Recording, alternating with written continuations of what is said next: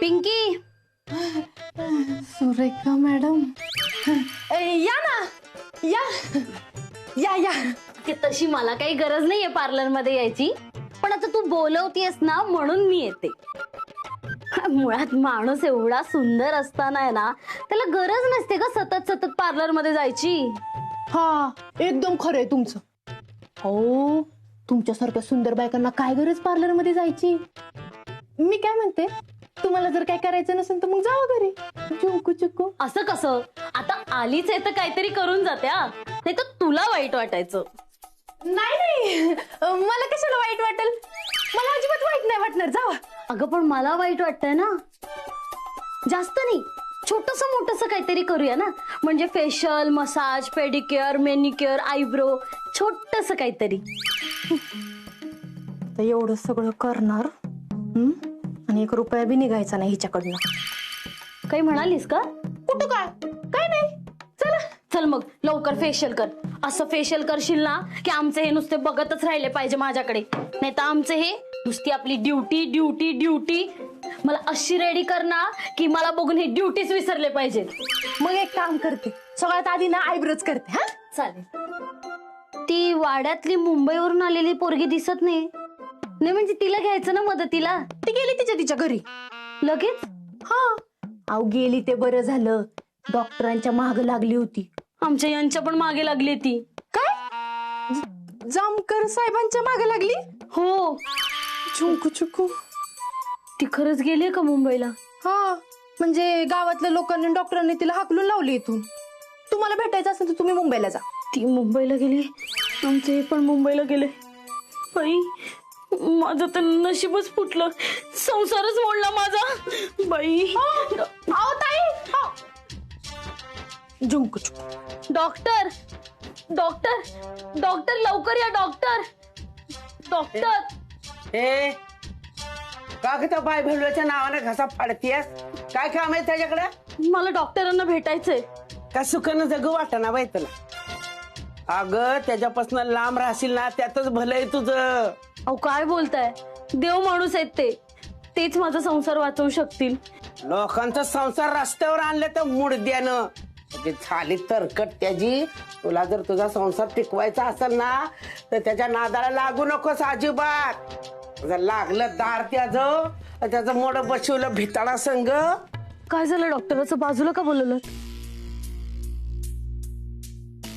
त्यांच्या बोलण्याकडे लक्ष देऊ नका. मला सांगा, तुम्ही आता इथे काय करताय? अहो ती मुंबईची पोरगी तुमच्या मागे लागलेली. हा, तिचं काय? ती आमच्या ह्यांच्या पण मागे लागली. हो. काय? ती जामकर साहेबांच्या मागे लागली? हो ना, आम्ही स्वतःच्या डोळ्याने बघितले. त्यांनीच तिला इथे मुंबईवरून आणले. गुपचूप भेटायचे सुद्धा तिला. डॉक्टर, मला पण ना तुम्ही माझ्या नवऱ्यापासून त्या सटवीला लांब ठेवायचा उपाय सांगा ना डॉक्टर. प्लीज माझी मदत करा ना डॉक्टर. हिचा गैरसमज आणखीन वाढवत जामकरच्या डोक्याला ताप कसा होईल याचा विचार केला पाहिजे. म्हणजे माझ्यावर लक्ष द्यायला त्याला वेळ मिळणार नाही. डॉक्टर, मला काय उपाय सांगायचा याचा विचार करताय का तुम्ही? हो, मी ते तोच विचार करत होता. आता कंगणी बाबांशी बोललो, पण लगेच काही उपाय मिळत नाहीयेत. मला सांग, आता जामकर साहेब नक्की कुठे असणार? मुंबईला गेलेत. मी सांगते ना, त्या पोरीलाच भेटायला गेले असणार. हरकत नाही, तुम्ही काळजी करू नका. मी उपाय शोधून ठेवतो. या.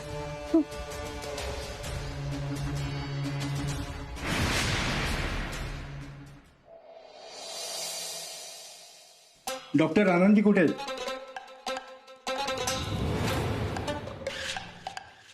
चुकीचं वागला तुम्ही फार. मला न सांगता निघू ना. सर, तिथे थांबूनही काय करणार होते मी? तो माझा अजित नाही. माझ्या सगळ्या आशा अपेक्षा सगळ्या धुळीला मिळाल्या. हो सर, हे अपेक्षा भंगाचं ओझं फार मोठं असतं सर. तुम्हाला नाही का? टॅलेंट आहे तुमच्यामध्ये, मोठं टॅलेंट आहे तुमच्यात. त्या टॅलेंटची दाद दिली पाहिजे. हे नुसत्या हँडरायटिंग वरून तुम्ही ओळखलं की हा तुमचा अजित नाहीये म्हणून.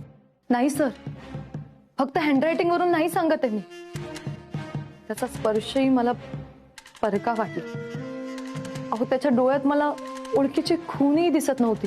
मग तुम्हाला हे सिद्ध करावं लागेल की हा तुमचा अजित नाहीये म्हणून. आणि बघा असंही होऊ शकतं की गावाकडच्या अजितने तुमच्या अजितला काही दगाफटका केला असेल. कुठलीही शक्यता नाकारता येत नाही ना. म्हणून तुम्हाला पुरावे द्यावे लागतील की तो अजित तुमचा अजित नाही म्हणून. ठीक आहे सर, आता तर पुरावे शोधावेच लागतील. मी तुम्हाला सिद्ध करून दाखवेल की हा माझा अजित नाही. आणि हो, जर का माझ्या अजितला त्या गावच्या डॉक्टरने काही केलं असेल ना, तर मात्र मी त्याला सोडणार नाही. पण ह्या सगळ्यासाठी सर मला तुमची मदत लागेल.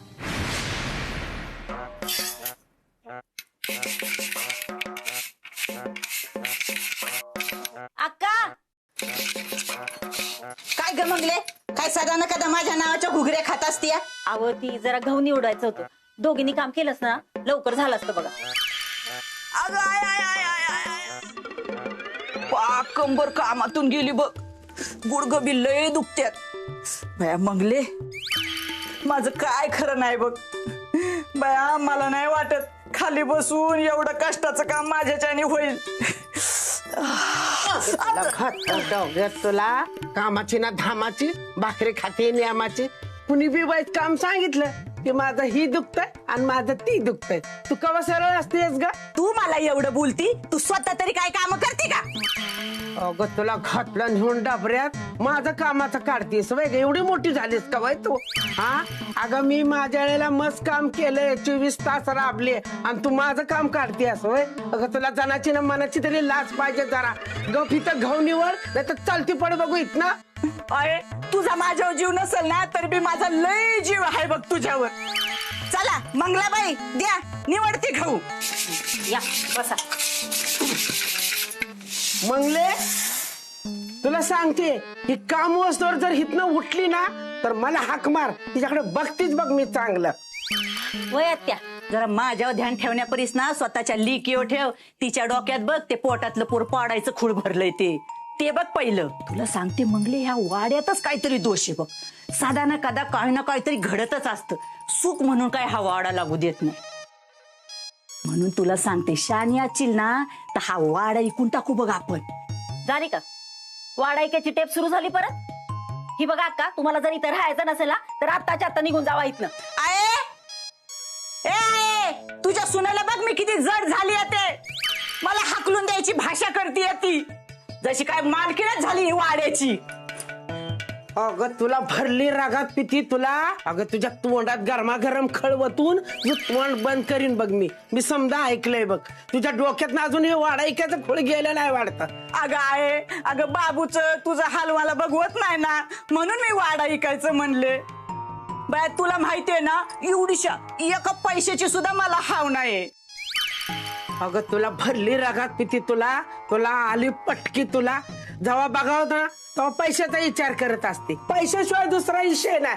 आणि पैशाचा इतका हाव आहे म्हणे मला पैशाचा हाव नाही. डबरा भरला तुझा लवकर. अरे काय चाललंय तुमचं? वाड्यात वाय शांतता ठेवा की. तुझी आत्या बघ की वाडायकाचं म्हणतीया. तर जसं काय तुझ्या लिकीला हा वाडा ऐकायचाच नाही ना.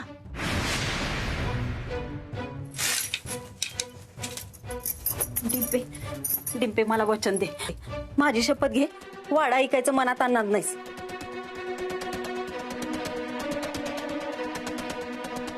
नाही आणणार.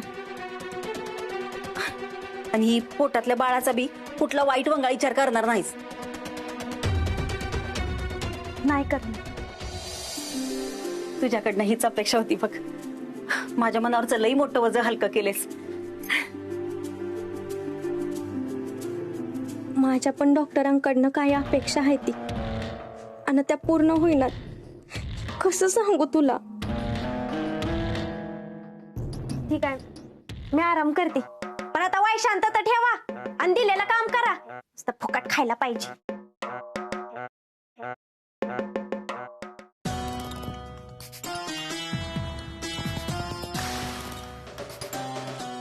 हे काय पैसे का मोजताय?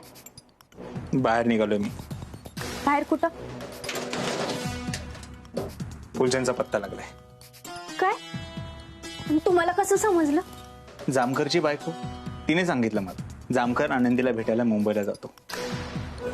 आणि आनंदी माझ्या भावाच्या हॉस्पिटलमध्ये काम करते. याचा अर्थ फुलचंदही तिथेच असणार. हा मग, आणि तिथं जाऊन तुम्ही काय करणार आहे? काय करणार म्हणजे? आतापर्यंत इतर माणसांचं काय केलंय मी?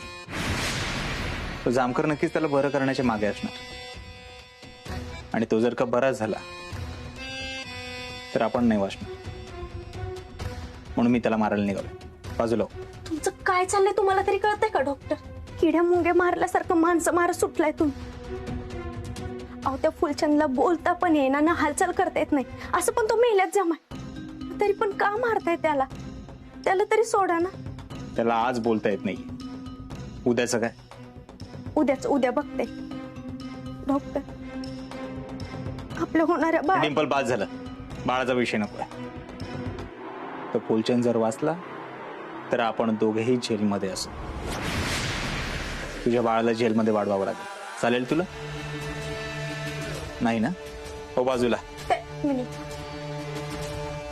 मला अडकून तुम्ही इथनं पळून तर नाही ना जाणार? डिंपल, इथे माझे करोडो रुपये अडकले, ते सोडून मी जाईन असं वाटतं?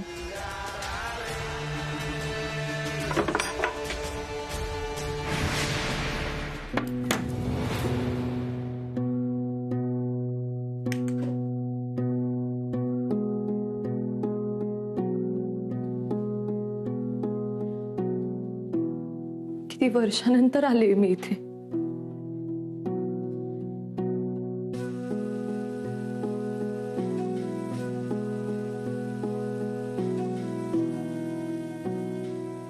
खर तर इथे आल्यानंतर तुझ्या आठवणीत खूप हळवं व्हायला होतं रे, म्हणून मुद्दामच टाळते मी. पण आज काही पर्यायच नव्हता माझ्याकडे. मला खात्री आहे, मला इथे नक्की काहीतरी पुरावे मिळतील अजित.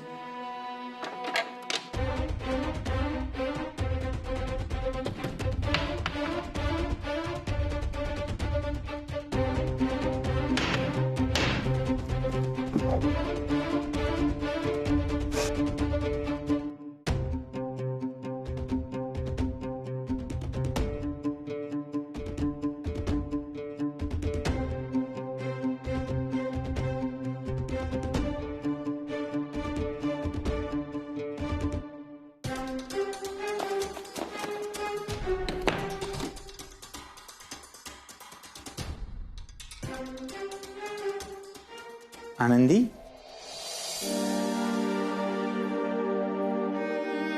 अजित, तुला आठवतो हा फोटो? तुला प्रपोज करताना काढला होता. हो, आठवते. आणि किती वेळ लावला होतास रे तुम्हाला विचारायला?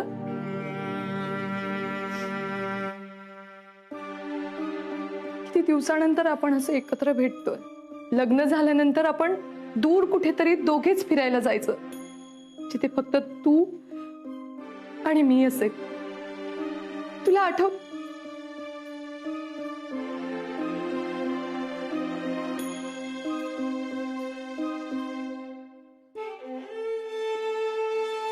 अजित,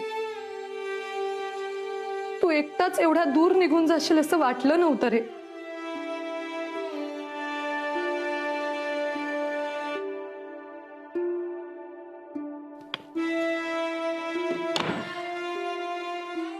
इथे माझ्या कामाचं काहीच सापडत नाहीये.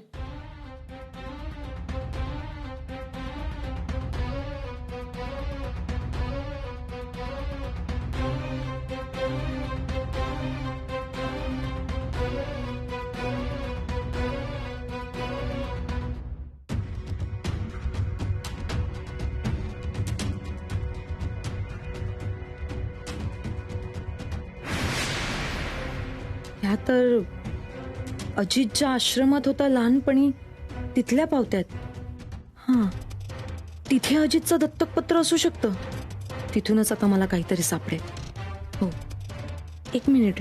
म्हणजे ह्या आश्रमाला भेट दिली तर अजितच्या भूतकाळाबद्दल नक्कीच काहीतरी समजेल.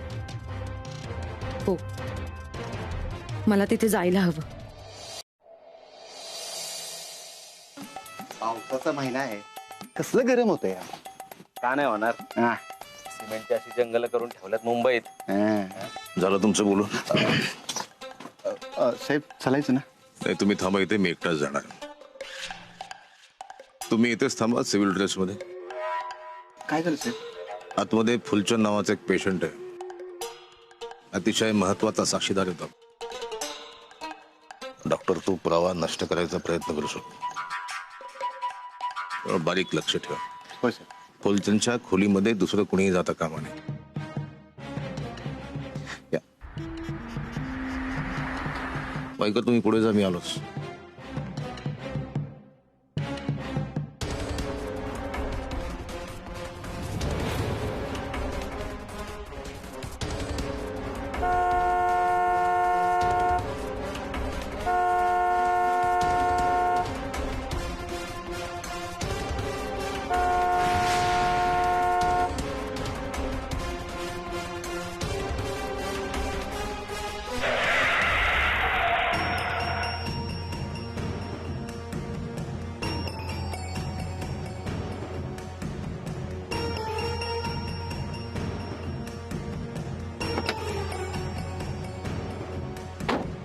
अहो हे काय करताय तुम्ही? मी कधीपासून हॉर्न वाजवते आणि तरीही तुम्ही असं रस्त्यात उभेच आहात. सर, तुमच्या जीवाला काही झालं असतं तर? जीवाची एवढी भीती असती तर पोलिसात भरती झालो नसतो मी. गाडीवर आहे की नाही माहित नाही, पण तुमच्यावर, तुमच्या ड्रायव्हिंग स्किलवर पूर्ण विश्वास आहे माझा. हाच अतिविश्वास खूप महागात पडतो सर कधी कधी. मीही तुमच्यावरती विश्वास ठेवून आले होते ना गावी अजितला भेटायला. काय झालं त्याचं सर? शेवटी माझाही अपेक्षाभंग झालाच ना सर. तो माझा अजित नाहीये. इतक्या वेगात तुम्ही कुठे निघालात? मी तुम्हाला शब्द दिलाय ना की तो माझा अजित नाहीये हे सिद्ध करेन. त्याचेच पुरावे गोळा करायला चालले मी एका अनाथ आश्रमात. तिथे गेल्यावरती बऱ्याच गोष्टींचा उलगडा होईल. तुम्ही चला सर. चिमणाबाईला न्याय काय मिळेना.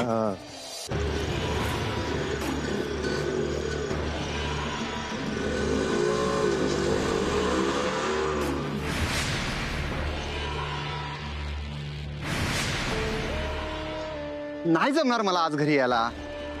मी काय म्हणतोय की आता एवढे वर्ष झाली लग्नाला होऊन, आता काही लग्नाचा वाढदिवस करायचा असतोय. तुला माहितीच आहे माझी ही अशी ड्युटी. हा, ते ऐक ना.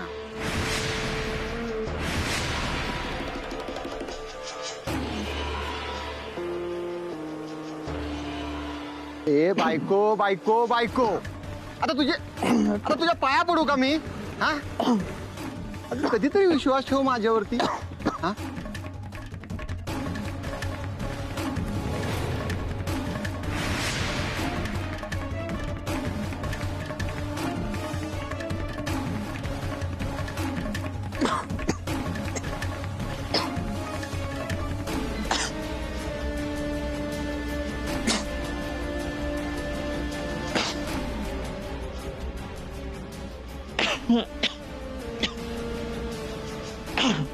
मॅडम, माझे मामा इथे ऍडमिट आहेत. मामा? हा, फुलचंद मामा इथेच ऍडमिट आहेत ना, याच हॉस्पिटलला. फुलचंद?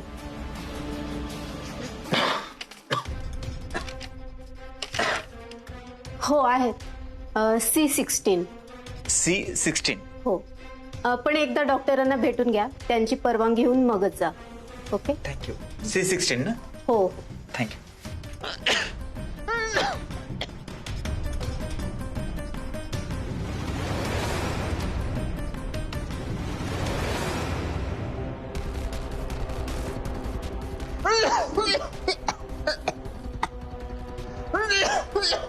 सावकाश दादा.